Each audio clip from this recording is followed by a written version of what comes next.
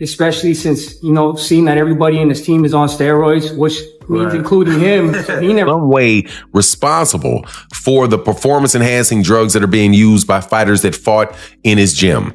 Specifically, off the top of my head, you have Canelo Alvarez. Canelo Alvarez had popped for clenbuterol. Canelo, man, I don't know if he's cheating. What do you mean? I feel like Canelo juices. Boxing experts call out Canelo Alvarez for alleged steroid use ahead of his fight with Terence Crawford, pointing to his rapid muscle gain and history of failed drug tests. David Benavidez joins the criticism, questioning why Canelo continues to dodge him if he's really confident.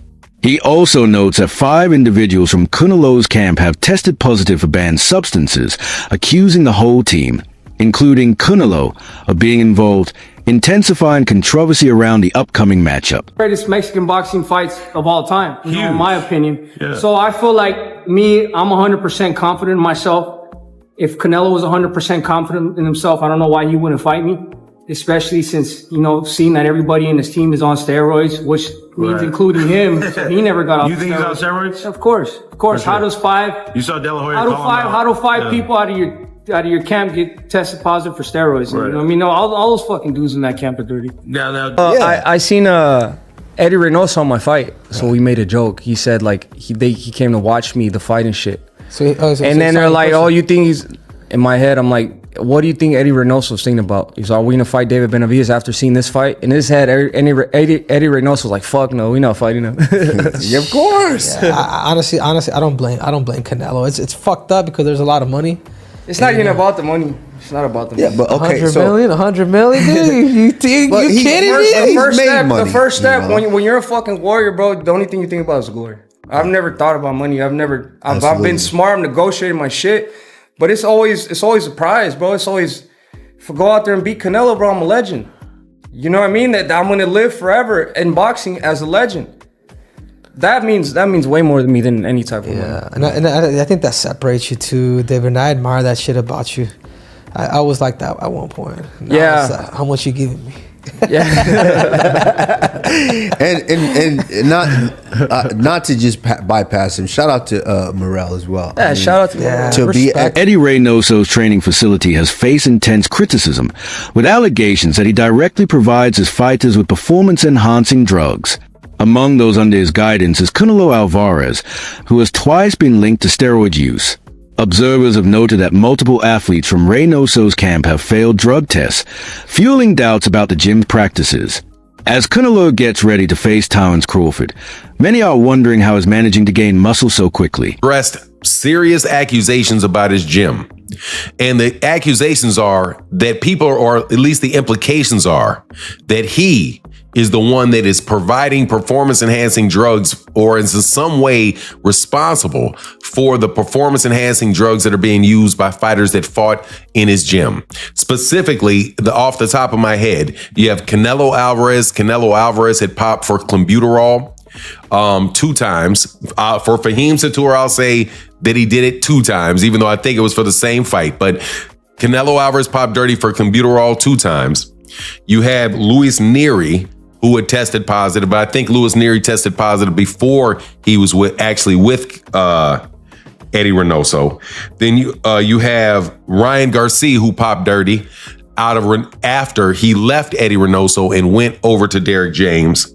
And then you have Oscar Valdez. Oscar Valdez popped dirty while he was with Eddie Reynoso, but at the time he was still allowed to fight. You also clearly see that you have an issue with the fight that's coming up with Canelo Alvarez and Terence Crawford, in that you have one guy that tested positive and you have another guy that looks like he's using in order to get up and continue to climb up weight classes. At a certain point in time, and this is something that Rolly Romero has said, certain point in time, your body just doesn't do that. At a certain point in time, your body just doesn't do it. I'm 6'2", 200, and should weigh about 210. Closer to 250, but I should weigh about 210.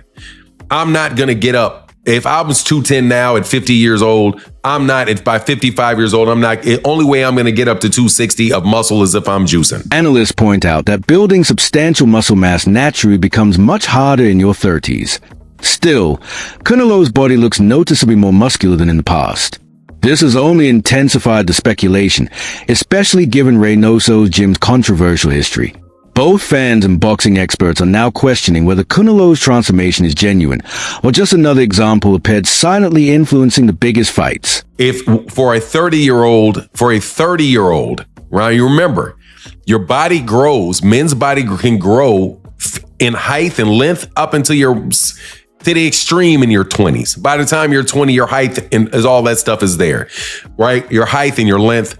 In your mid-20s, by the time you're 29, your musculature is pretty much there. It gets harder to gain and put on muscle after 30. So Canelo Alvarez is about to fight a guy that is going to put on 20 pounds of muscle. For a 30-year-old man, body development slows down. Most men reach their full height and frame by their early 20s.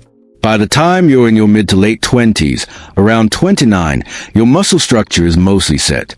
After 30, adding muscle becomes noticeably more difficult.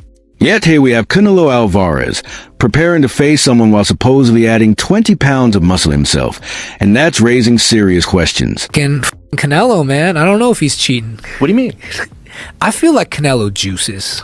But I'm a Triple G fan, so I'm a say that ahead of time. I just like Triple G. There's a lot of money on the line, and if I could get away with it, I would do it as well. Some tainted beefs. I think, he definitely got busted once for something, but it could have been from tainted beef. We don't know. But it also could be that, we should probably leave them the fuck alone and let them do whatever they want to do. Do you want to see Manny Pacquiao fight or not? Right? I want to see him juiced up, fighting at 45 years of age, coming in with a full six-pack, lighting people on fire. Joe Rogan's comments about Canelo Alvarez have ignited major debate throughout the boxing community. Known for his deep insight into combat sports and physical performance, Rogan questioned how someone in their 30s could bulk up so quickly. He stressed that natural muscle growth declines with age, yet Canelo seems to be an exception. For Rogan, this isn't just speculation, it's grounded in science. He believes transformations like this are nearly impossible without external assistance. And when someone with Rogan's knowledge and platform speaks up, the world pays attention. What up, everybody? It's your boy MC from MCTV. I wouldn't be surprised if Canelo Alvarez is on steroids right now as we speak and is going to be fully juiced with something that hasn't even hit the market yet. Think about it. He's pretty much a billionaire. He has access to everything. As the showdown between Canelo and Terence Crawford approaches, whispers of steroid use are becoming louder among both fans and experts. Many say they wouldn't be surprised if Canelo was indeed using performance-enhancing drugs. The logic is clear. He has access to top-tier gyms, elite nutritionists, medical professionals, and the best recovery tools money can offer. With endless resources and a strong drive to stay at the top, the law of cutting corners becomes hard to resist. Critics argue that the environment surrounding Canelo makes it easy for him to use banned substances without facing immediate consequences. But what we don't talk about is, Canelo. Steroids. They don't talk about that. So we don't know. We really don't know all the fighters he beat. He could have been not clean in a lot of fights. Floyd Mayweather has never been shy about voicing his opinions, especially when it comes to Canelo Alvarez.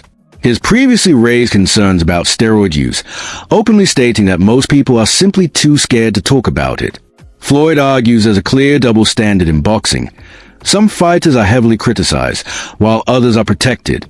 In his view, Canelo benefits from that protection. Mayweather believes that promoters, media, and even fans avoid questioning Canelo due to his fame and market value. But Floyd isn't staying silent.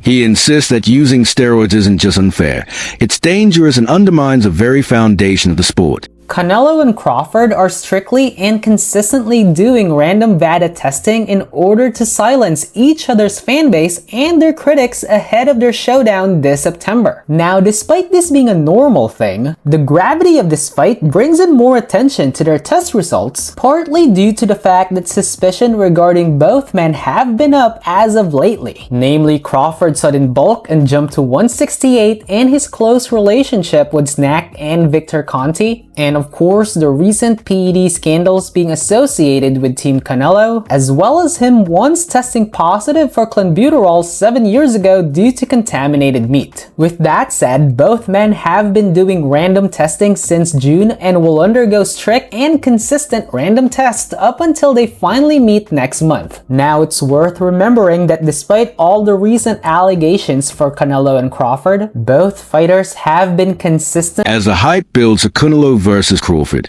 the accusations haven't just been coming from analysts. Fans from both sides are clashing, throwing PED allegations back and forth. Supporters of Crawford questioned Canelo's sudden size and power, while Canelo's camp cast doubt on Crawford's stamina and body transformation at a higher weight class. The tension has escalated to the point where both fighters agreed to full-scale PED testing before the fight. These tests aren't just for regulatory purposes. They're aimed at calming public concern. The fact that both camps felt the need to prove their clean status speaks volumes about the current lack of trust in the sport. Passionate fans want more than just big fights.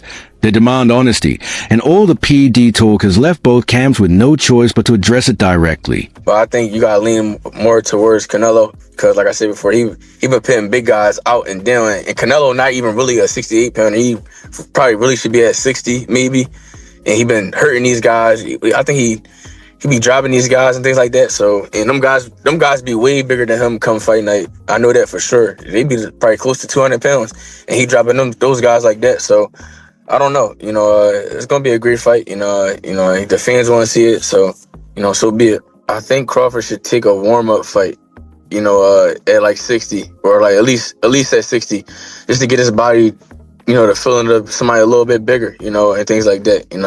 I know when you go up a weight, you gotta, develop that power and not develop the power, but like put that muscle on and be heavier and things like that. So he might not want to take a fight because he's trying to build up right now. But I think he should, just to stay sharp and that way he don't have like a long layoff or anything like that. That concludes this video. Keep watching for more in-depth coverage.